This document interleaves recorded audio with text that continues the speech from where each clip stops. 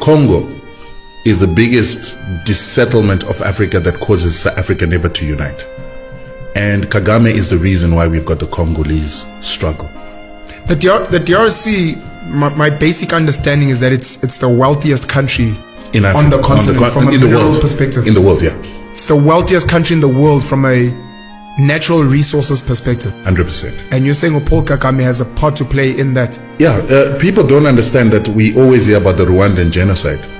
The Rwandan genocide was started by Paul Kagame.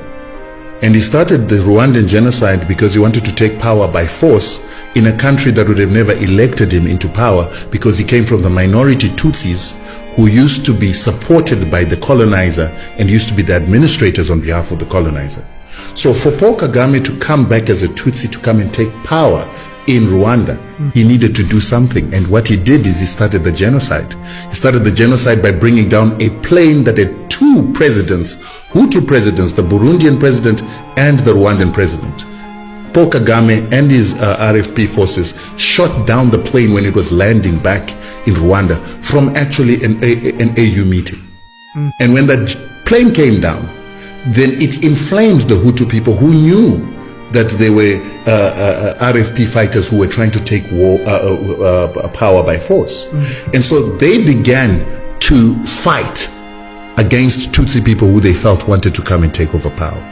While they were doing that, Paul Kagame himself sent his forces to murder his own Tutsi people on a whole-scale level to make it look like a genocide, so that he could then have his forces come into Rwanda and take over power militarily under the guise of stopping a genocide against Tutsis. These are all things that are factual. Well documented. Jeez. It is actually something that the International Court of Justice wanted to persecute him for, and then the Americans covered up for him and the French covered up for him so that it wouldn't come out. But Paul Kagame came into power by murdering his own people. Then when he did that, he then took Laurent Kabila, who was now living in Rwanda, to go and take over power from Mobutu Sese Seko. These are the leaders in the DRC. This was in the DRC. And the arrangement that he had with Mobutu is, once you're in power, you need to bring some of my own people into your system. And the reason why he wanted to bring his own people into the system is that the Tutsis see themselves as a superior people to Bantus. Institute something called the Mapororo Tutsi Empire that is going to rule over Central Africa and the Great Lakes.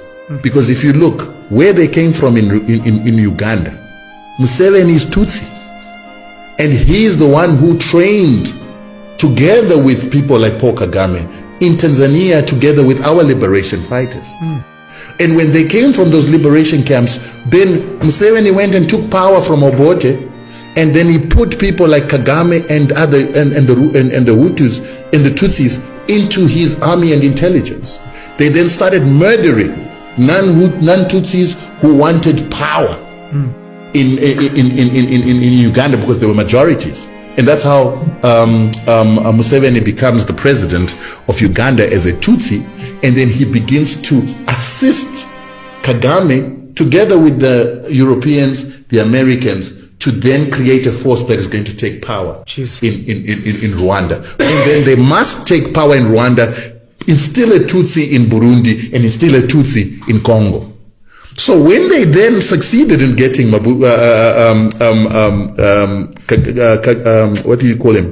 Kabila into power, Kabila refused to put Tutsis into his government. And when he refused, then Kagame and Museveni then sent their armies and rebels into Congo with an intention to remove Kabila. Kabila then ran to SADC. And that time SADC had an organ, or the military institution was called the organ, which was being headed by Mugabe.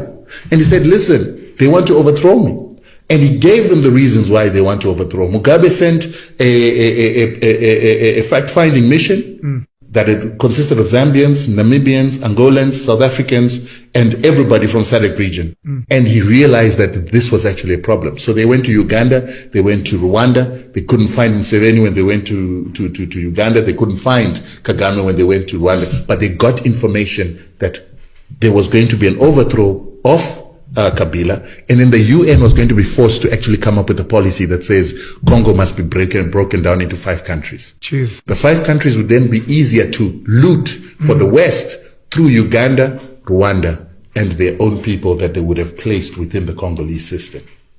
Then Zambia and Zimbabwe came up with a counter proposal, but they also sent the armies of the Namibians and the Angolans to go and stop Kagame from overthrowing Kabila. They were able to repel Kagame and Museveni's troops.